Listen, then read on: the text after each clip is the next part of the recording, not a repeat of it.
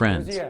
If you don't have an opportunity, time, desire, energy, to read Nikolai Gogol's story The Overcoat, just watch this video and you'll know all about the dull and useless life of the man as well as a man who's read this story. I have already recorded this retelling, but I had the sound terrible. That's why I decided to make it anew. The story was written in 1841. The action takes place in the St. Petersburg at the same time. So, there was an undersized bald man who ministered in the department. His profession was titular advisor. His name was Akaky Bashmachkin. His mom thought his name up for a long time. At the end she named him after his dad. Nobody remembered when Bashmachkin had taken his work up.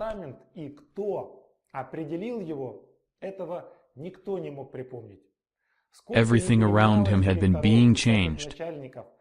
He and his job had always been constant, the same man, the same post, the same always writing clerk.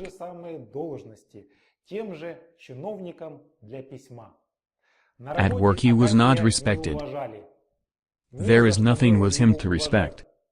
Rewriting texts was the main task of Bashmachkin. Texts were put on his table and he rewrote that accurately. Besides, he did it without any mistakes. Though, his colleagues were making fun of him. Bashmachkin endured, never resented. Only sometimes asked not to offend him. Nevertheless, he loved his job. He even took texts home to work with them there. Then he cheerfully fell asleep with the only thought about the next day. What text will God let him rewrite tomorrow? Once, his director tried to promote him and gave a slightly different job. But Akaky refused it and was back to the previous work. The picture is clear, a usual dumb bunny. Passing the streets through, he had all the garbage which was thrown out of windows exactly at that time on him. So, he always had some melon peels on his hat walking out of the street. One day Bashmachkin felt cold while going to his work. After having his overcoat examined he noticed that there were some places, especially on the back and shoulders, which became really thin, like a rag. Here and there, the cloth was worn out, so it showed through and the wadding raveled out. By the way, his overcoat was one of the reasons his colleagues were making fun of him too. So, Akaky decided to bring it to the tailors. Petrovich, the tailor, refused his request. The overcoat was really incorrigible.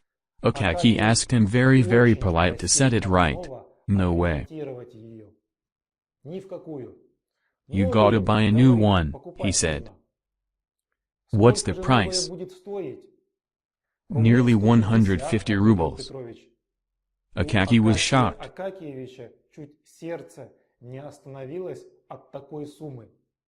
Just for comparison, his salary was almost 400 rubles a year. That is, Petrovich announced to him an amount equal to his 5-month salary. It can cost you 200 rubles if you wanna buy a quality one, the tailor added. By the returning home Bashmachkin thought he would come to Petrovich on Sunday when the latest would be drunk. He knew Petrovich wouldn't refuse then, especially with a 10-kopeck coin in addition. So, that came true. Petrovich was drunk. After taking Akaky's 10-kopeck coin, he thanked him and said that Bashmachkin had to buy a new overcoat anyway. Day after day Akaky began accepting the truth. He found that Petrovich could make a new overcoat for only 80 rubles. And he has already had a half, due to his savings. So, 40 rubles were left. That's why, after a long thinking, he decided to restrict his outlay at least, on a year. Stop drinking his evening tea.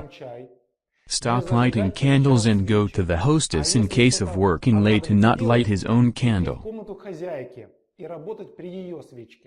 While walking, not to step firmly, to not use his shoes up prematurely.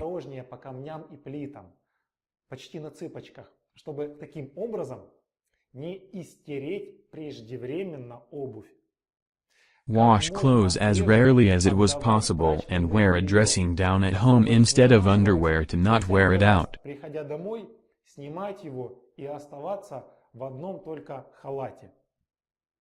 At the beginning, it was difficult for Akaky to get used to it, but then he got.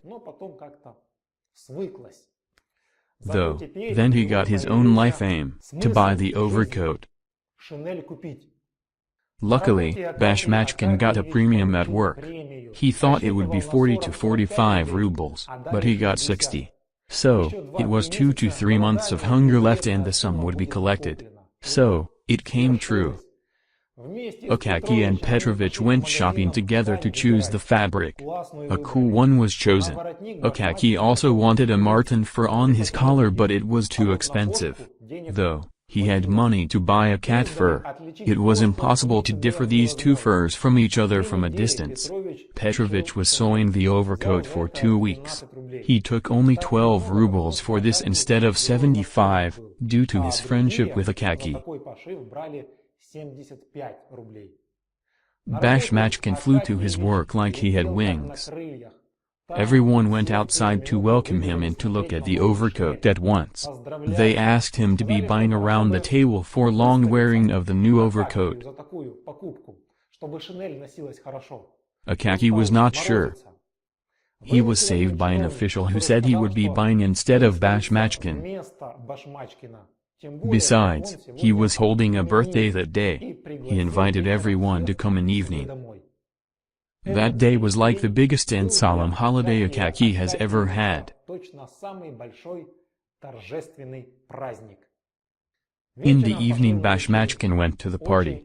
He felt awkward there. He wanted to leave it a bit earlier. He was sleeping at that time. Usually, they didn't let him go. So, he got away on the quiet. Went outside and went home. It was about midnight. Akaky felt more awkward. Unluckily, 2 street muggers were moving towards. "That's my coat," one of them said. Then they left with the overcoat after giving a kick-ass to the gopher. Akaky was broken. His colleagues advised him to call a fat cat to help in searching the overcoat. Bashmachkin hoped for him very much. Unfortunately, that man shouted at poor Akaky for nothing. After that, Bashmachkin came out without understanding the situation. It was cold. Akaky got cold too. He got sick in a bed and died. And Petersburg remained without Akaky Akakyevich, as if he had never been in him. Though our hero had an effect yet, there were rumors across the Petersburg that there was a walking dead, who was similar to an official, near the Kalinkins bridge. He was looking for some overcoat and took every overcoat off from each person who passed the bridge. One of the department's officials recognized Bashmachkin after meeting him. Once upon a time, that most significant person was going to his mistress. He felt someone pulling his collar. He turned around and saw Akaky. "That's the overcoat I'm looking for," Bashmachkin said, and took man's overcoat off. And nobody has ever seen Bashmachkin again. That's all, my friends.